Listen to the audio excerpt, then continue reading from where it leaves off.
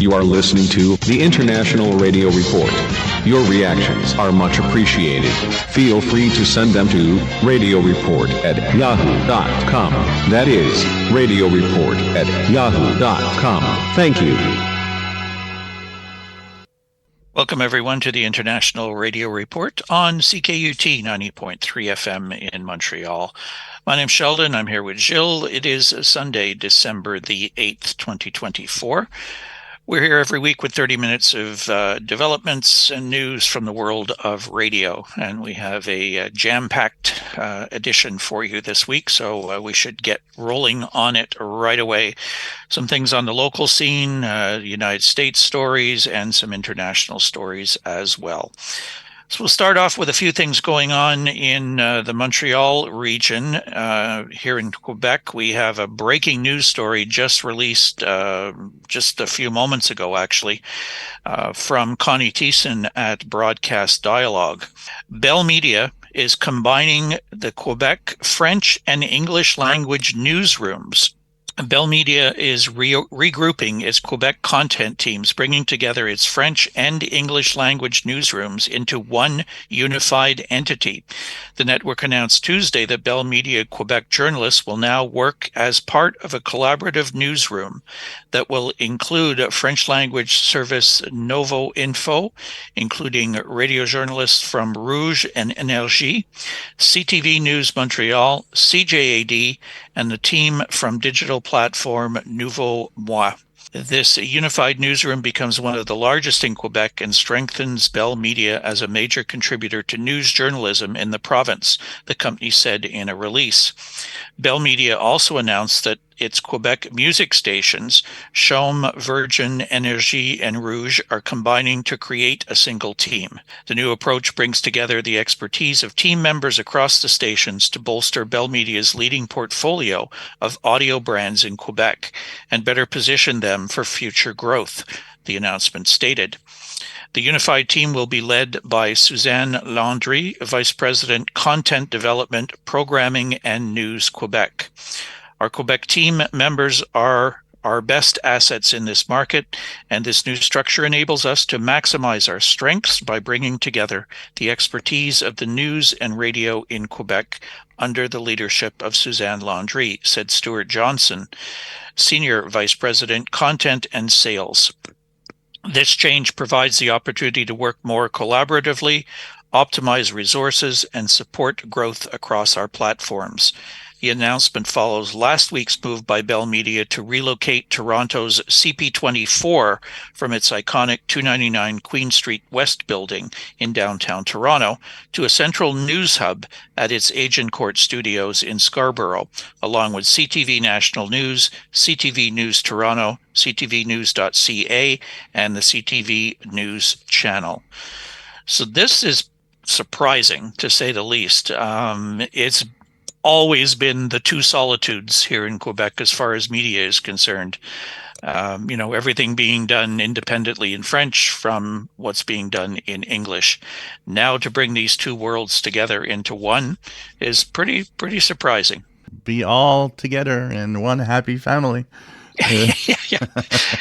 I don't know about that. We'll have to wait and see. Somehow I think this is Bell Media finding ways to get things done in a less expensive manner. Oh, maybe less people, just producing something in one language and translating it into another, rather than having two separate things produced each day. There's method to their madness with Bell Media. We know that, and for them to come up with something as unique as this is there's something going on for sure.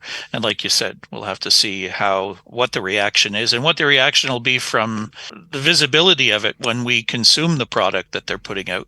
And talking about, tensions between hosts and co-hosts and people in the media, some little moment that happened on the 98.5 station this week between two co-hosts of a show on the 98.5, which is Luc Ferrandez and Nathalie Normando. These are two people that come out of politics, one in the provincial politics, one is municipal politics here in Montreal.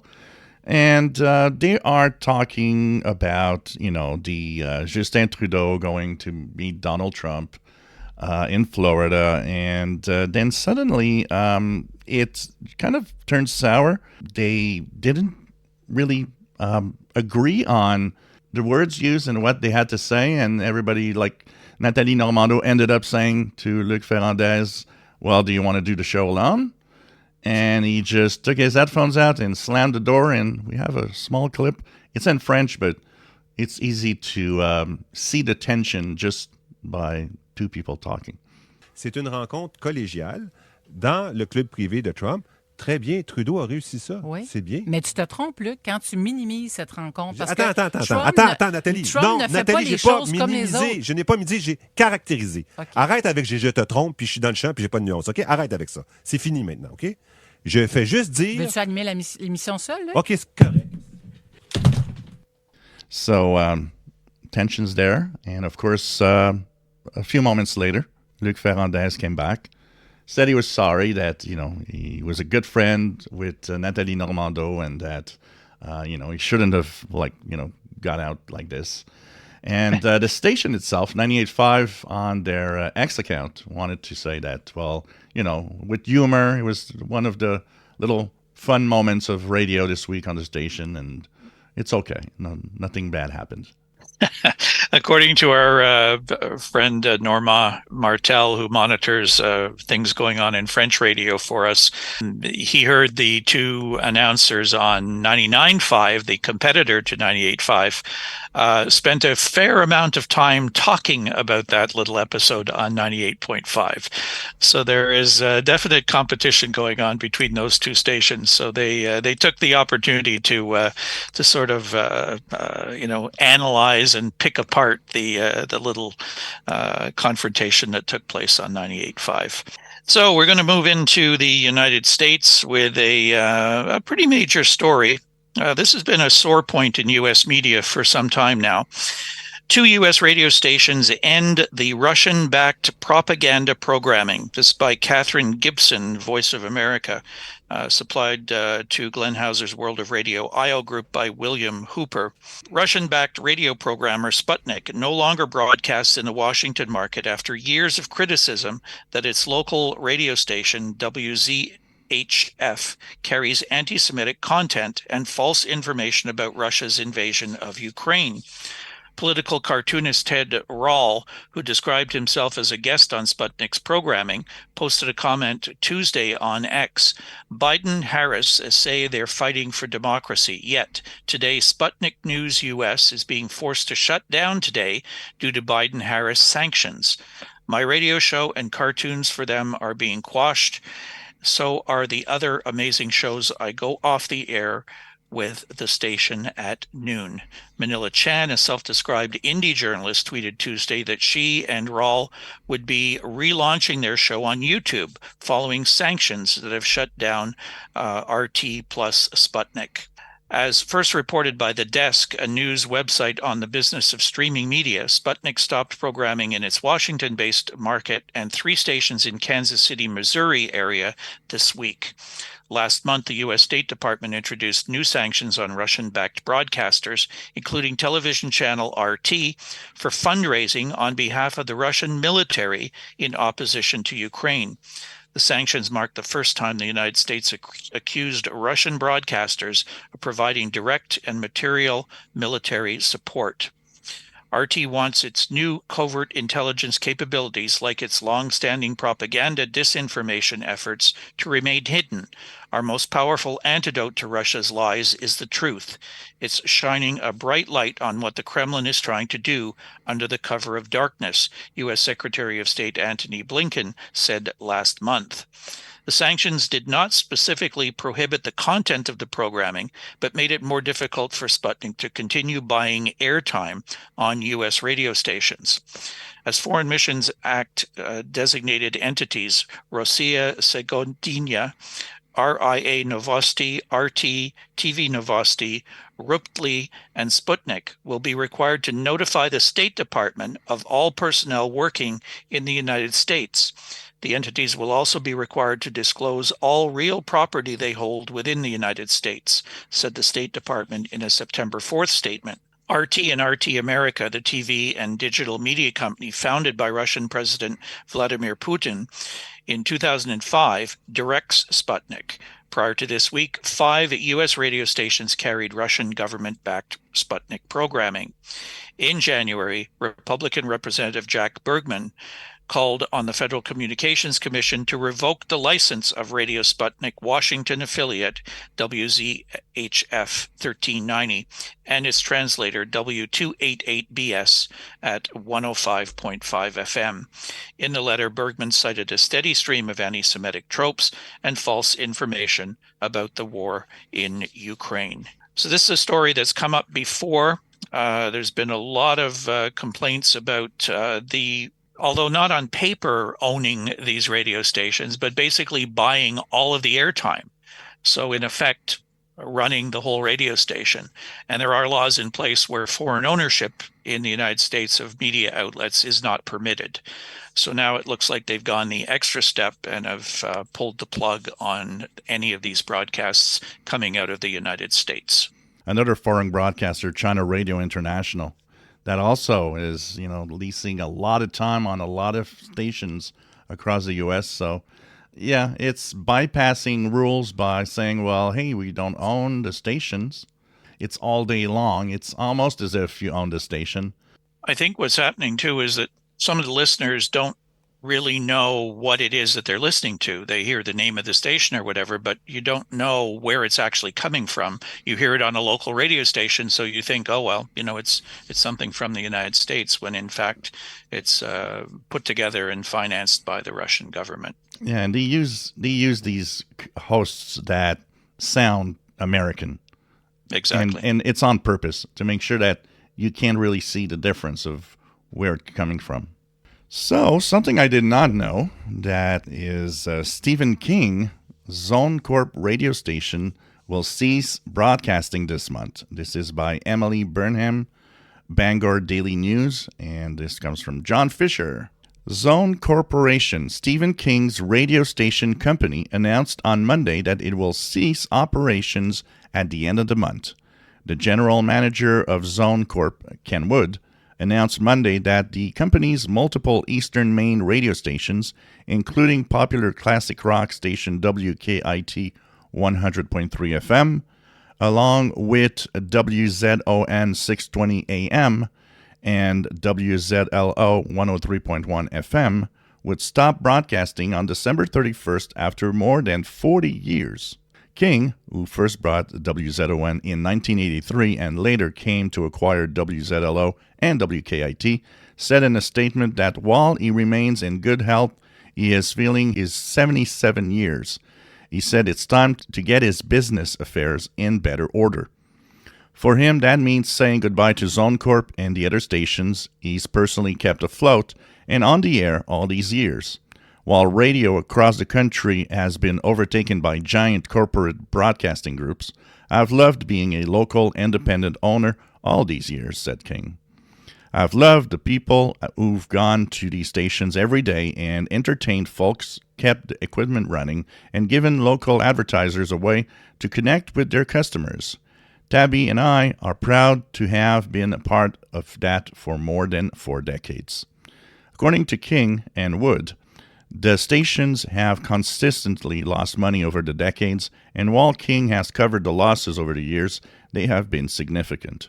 King has been a lifelong rock and roll fan and said he bought the stations out of his love for music and as a longtime listener in the Bangor area. The first station he purchased in 1983 was called WLBZ at the time, but King had the call letters changed to WZON as a reference to King's book, The Dead Zone. Wood, who has served as general manager for the past decade, said he was proud of what Zone Corp stations had done over the past 40 years. Independent, locally owned radio stations used to be the norm. There's only a few left in Maine, and we're lucky we had these 3 as long as we did, said Wood. The company said it would issue no further comments or communications on the closure. So it is sad, in a way, to see that little independent radio stations, which I always find are the most interesting to listen to on the bands usually, are going away. But then again, there is, these stations were losing a lot of money, and there's a time where you start thinking, well, I can't just give away money all the time to maintain that. And as he's saying, at the age that he is now, he's kind of putting everything in order. Yeah, it's kind of sad to see, like you said, local stations like that shutting down.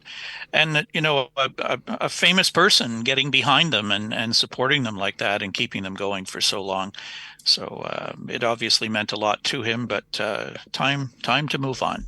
Yep. So what's happening with our son? Well, our son this week was quite active. Although the conditions were a little down, the activity was high enough that it made a few days of maybe unsettled propagation, but still there were quite a few days with amazing propagation too. The sunspot number is 101. The solar flex is 175. What's coming in the week ahead? But overall, it's rather quiet, and conditions, if they continue the way they are as we're recording, should be pretty good. But the best way to do that is, well, get yourself a radio and listen. This is Glenn Hauser. On the air since 1987, you're tuned to the International Radio Report. 30 minutes of radio about radio, every Sunday morning on CKUT 90.3 FM in Montreal, and live streaming around the globe at ckut.ca. There has been a lot of news coming out of Korea, South Korea in particular this week. We'll have some information on that in just a few minutes. But first off, we move to North Korea, where a North Korean voice that Kim Jong-un would like to silence. This is by Choe Sang-Hun for the New York Times via Matt Francis in Australia, reported to Glenn Hauser's World of Radio IO Group. For 7 years, Kim Seong-min has been facing a cancer that has spread to his lungs, brain, and liver. Doctors recently gave him only months to live. He can't sleep at night without painkillers. Still, Mr. Kim broadcasts into North Korea twice a day, bringing its people news and information they are cut off from because of Pyongyang's strict censorship laws. North Korea is keeping its people like frogs trapped in a deep well, said Mr. Kim, 62 years old, during an interview at his rural home on this island west of Seoul, where he records and edits shows for free North Korea radio. We broadcast to help them realize that there is something wrong with their political system. For 2 decades, North Korea's defectors living in South Korea have been infiltrating the North with outside news and entertainment through balloons floated across the border or broadcasts such as those of Mr. Kim's radio station. North Korean authorities are searching homes and pedestrians, issuing harsh punishments, including public executions, to people who consume news and TV dramas from South Korea, or even if they sing, speak, dress, or text message like South Koreans, according to North Korean documents and a South Korean government report. This year, the North called foreign content being sent from the South filth and retaliated by sending balloons filled with trash and broadcasting eerie noises across the border.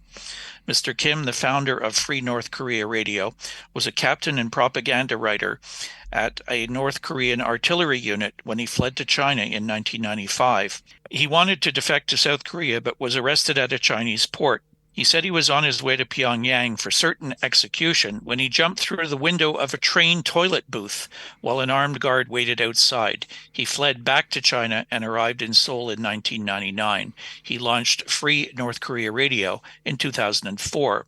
He was a pioneer, the first North Korean defector to start a radio broadcast into the North, said Lee Min-bok, a fellow defector who began sending leaflet-filled balloons to the North around the time Mr. Kim started his radio broadcasts. He spoke more closely to the North Korean heart because he broadcast in North Korean dialects.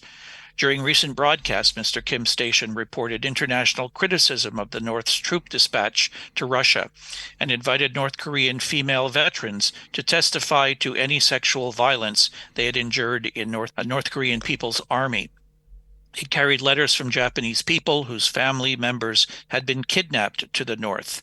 North Korean defectors living in the south reported that there was hot water in every South Korean home, while ordinary North Koreans had to take cold showers, even in the winter.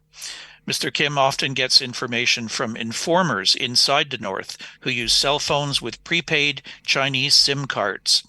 With those phones, they can pick up Chinese signals from near the border and exchange calls, text messages, and photos with Mr. Kim. Mr. Kim can't tell how many North Koreans listen to his shortwave broadcasts, which are financed by American and South Korean human rights and religious groups. In the North, all radio and TV sets have their channels fixed to receive only government broadcasts, although defectors say people often manipulate their devices to receive South Korean broadcasts. Free North Korea Radio and other sources of outside news, such as Radio Free Asia, funded by the U.S. Congress, and North Korea Reform Radio, which is run by another group of defectors, seek to chip away at the information blackout. Lee Si-young, another defector who joined the station staff 8 years ago, said she listened to Free North Korea Radio while in the North. For North Koreans, our radio signals are like a lighthouse in the darkness, bringing hope that a better day will come, she said. Mr. Kim said he would die knowing that the work he started would be continued by younger defectors he trained. I will die a happy man, he said. That's a great story. And it's fun to hear a story like this where somebody's trying to help and, entertain also at the same time people that are in, dire situations in a country that's just horrible, basically. We have had some events happen in South Korea this week. And, of course, it kind of looks like the government went maybe in the wrong direction for a while.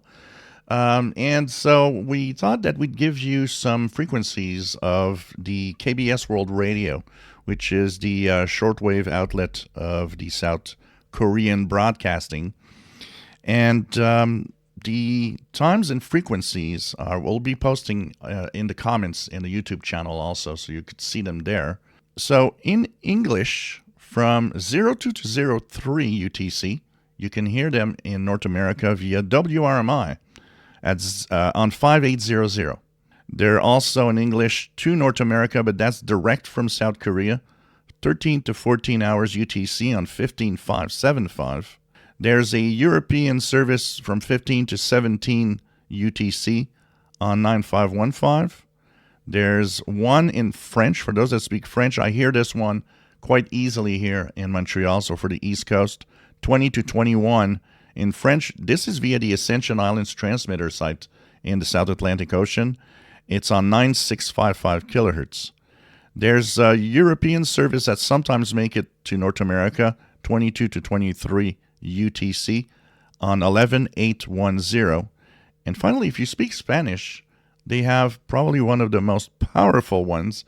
It comes out of Greenville transmitter site here in North America, 01 to 02 UTC in Spanish on 11880 kilohertz. All right, so a lot of opportunities to try to hear the South Korean broadcasts, and a number of DXers and listeners, shortwave listeners, were reporting on those broadcasts this past week when the martial law was enforced and quickly removed, thank goodness. Yeah. But they continue to cover the developments in the country. So you can check out the broadcast from KBS World Radio on shortwave. And as Gilles said, we'll post the schedule in the comments on the YouTube channel. We have one quick item about a new pirate radio station that is broadcasting from Greece. This is from Zach Liang in Glenn Hauser's World of Radio IO group. Radio Mystery is broadcasting using 150 watts of power from his QTH around 60 kilometers south of Thessaloniki in Greece. He is also a radio amateur with lots of antennas in his shack. The station plays mostly E-pop music on 5780 kilohertz, 1500 to 1800 UTC daily. Ron Howard, a DXer in San Francisco, California, reports presumed hearing radio mystery on 5780 from 1525 and beyond on UTC via Thessaloniki, Greece, listening on a remote SDR. Good reception with some static, pop songs in English, no ID heard though, and suddenly off at 1536 UTC. It seems that they did not return at that point in time. So you may just want to keep an ear out to 5780 and maybe check some of the online SDRs closer to Greece, places in Europe where you might be able to hear this new pirate broadcaster, Radio Mystery, out of Greece. Well, WMBG fast forwards to Valentine's Day, plays love songs in November. This is via Radioworld.